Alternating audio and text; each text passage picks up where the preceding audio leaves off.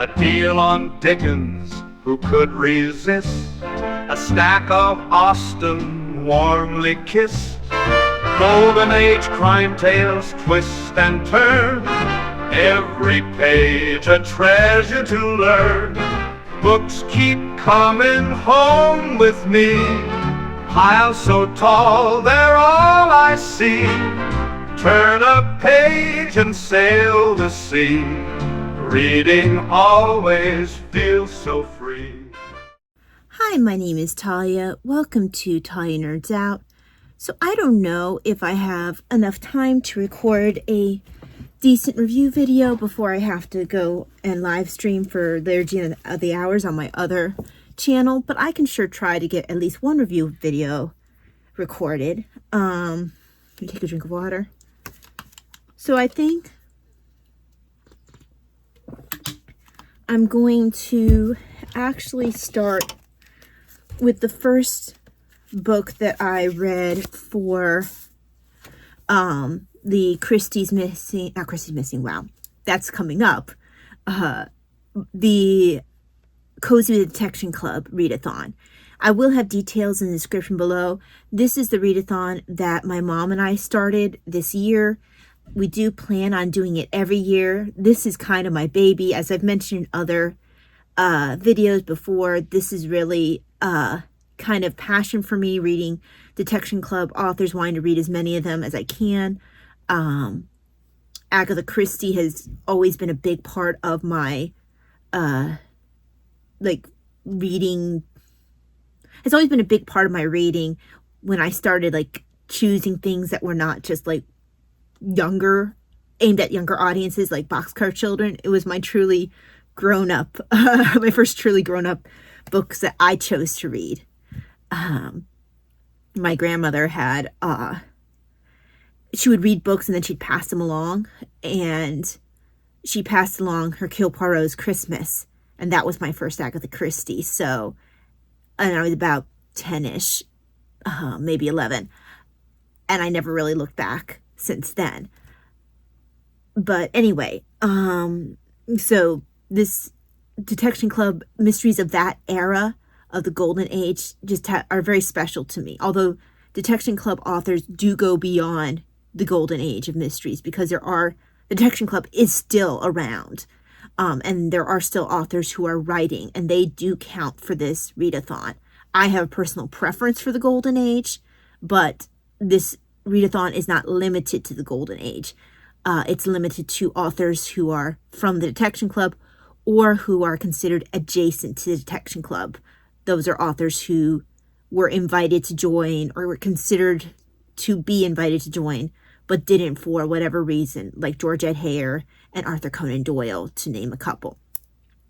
But I will have information down in the description below, including a link that will take you to a blog post where I have more of the information in, I think, an easier to digest format. And there's also Storygraph links as well. Anyway, the book that I want to review is the first book that I read for this readathon this year. This is Father Ronald Knox's book, The Viaduct Murder. I have read, I want to say I read maybe, I can't remember which one that I read of his on Kindle quite a while ago. I think probably 1 year for March Mystery Madness.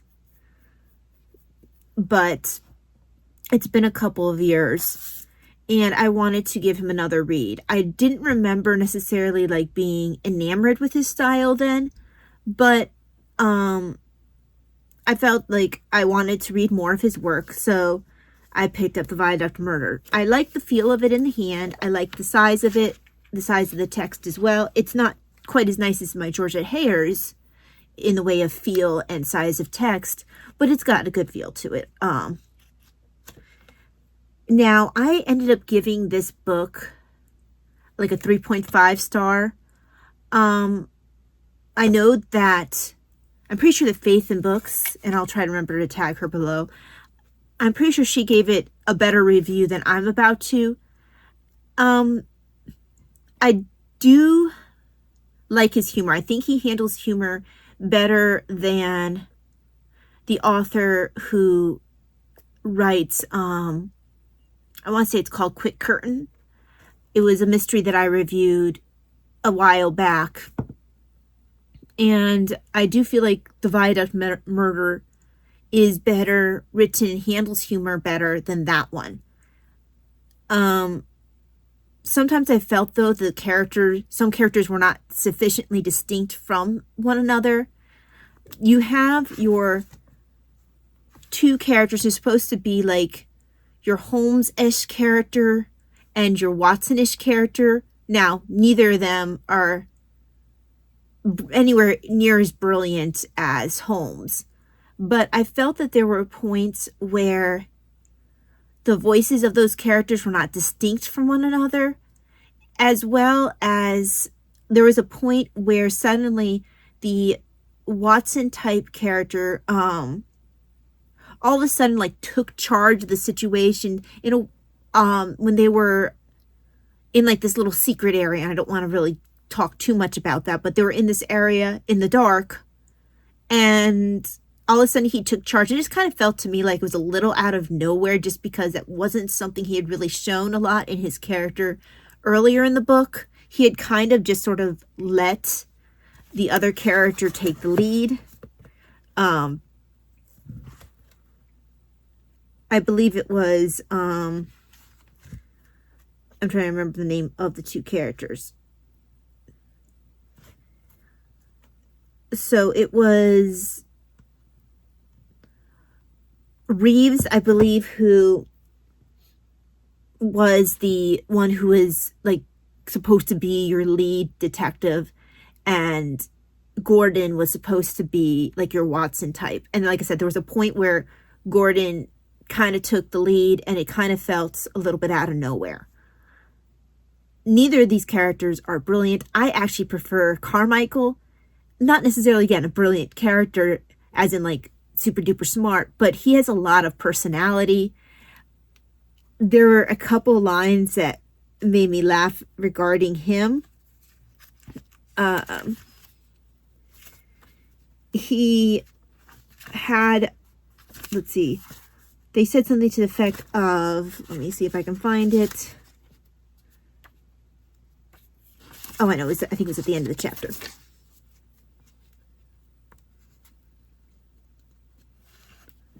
Found what I was looking for. So they're talking to the clergyman in their group, who isn't quite as much involved as, first of all, Reeves and Gordon, and then Carmichael to a lesser extent. But, so the clergyman is speaking right now. I agree with you about inference, said Marriott, disregarding Carmichael's last remark. One always did disregard Carmichael's last remark. So they're like random little things like that within the narrative voice and also within the text, which are amusing. Father Knox, from what I understand, was noted for his humor and did like to write satire, although most of the books that I'm able to find that are not on Kindle and are within like a reasonable price tend to be his religious works. So he wrote a lot of books about the Catholic Church and the Catholic faith, because he was, as they were saying that, and it's in the beginning here, he was born to an Anglican, I don't know why I'm having trouble with that word today. He was born to an Anglican family and educated at Eton, Oxford, appointed chaplain of Trinity College, Oxford in 1912, and converted to Catholicism in 1917. At the same time that he served as, sorry, that's my alarm. I don't have much time after this. At the same time that he served as Roman Catholic chaplain of Oxford University, 1926 to 1939, and as domestic prelate to the Pope, 1936, he wrote classic detective stories. And it says, according to his niece, Penelope Fitzgerald, a fine author in her own right. I'm gonna have to look up her stuff. I don't know anything about her. Monsignor Knox was probably the best known Roman Catholic of his day. And I forget where I was reading it, but he was compared to Saint Cardinal John Henry Newman. So I can't remember where I read that,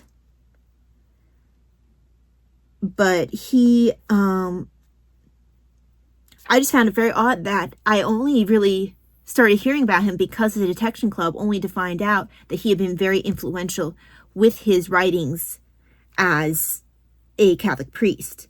And from also what I understand, he was cut off from his family after he became a, from his father cut him off after he became a Catholic priest. It caused a bit of a rift in the family. But he has a very, and Faith mentioned this as well, he has a very learned kind of way of writing.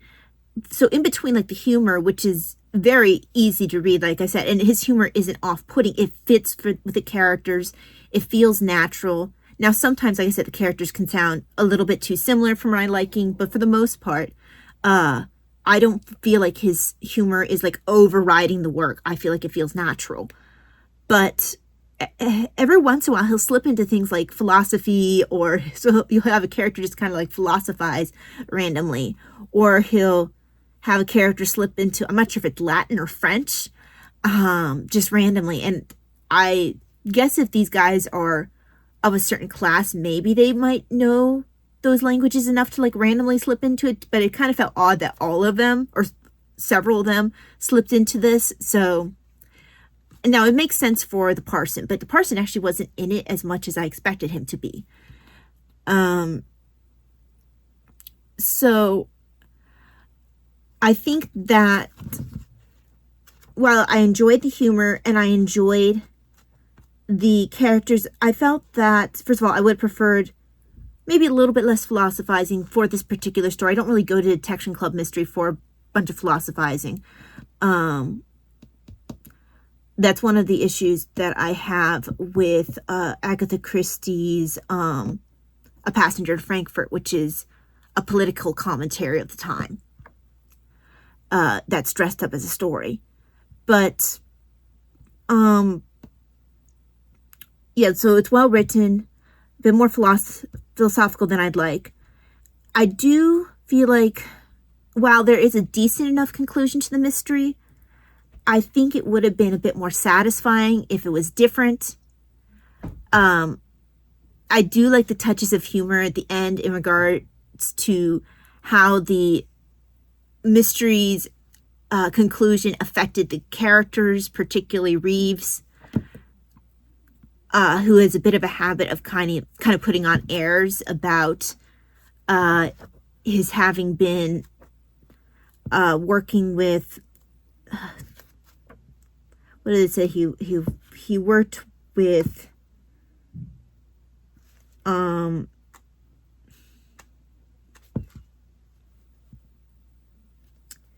Basically, he did some sort of work. Was it the Home Office?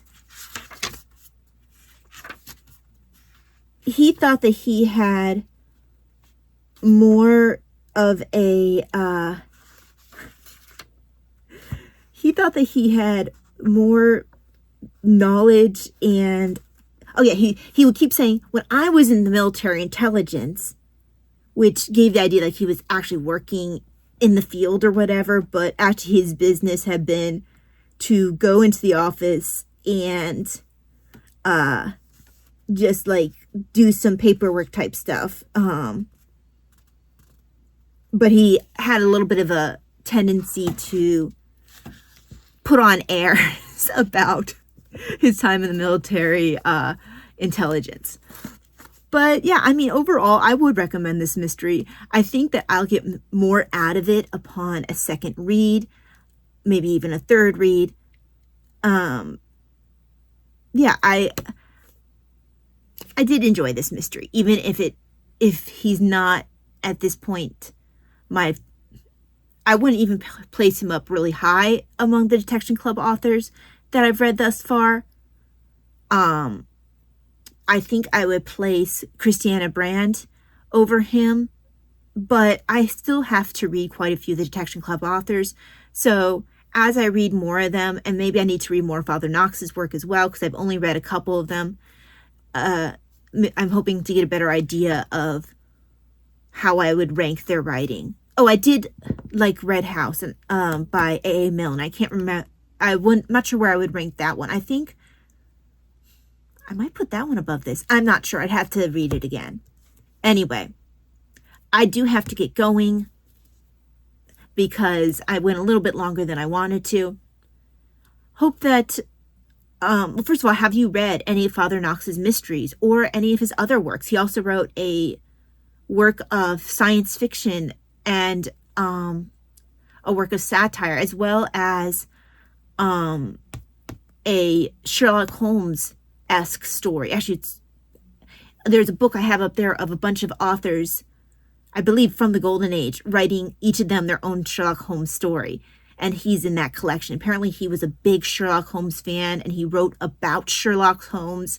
I can't find that book for a decent price, which really disappoints me, because I guess he was considered like, I want to say he was considered like a Sherlock Holmes scholar. But don't quote me on that. I'm not sure, but I seem to remember reading that.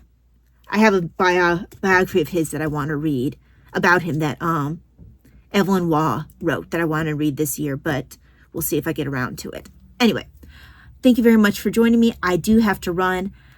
Hope that you have a very blessed day, and I will see you the next time. God bless. Bye-bye. Books keep coming home with me, piles so tall they're all I see.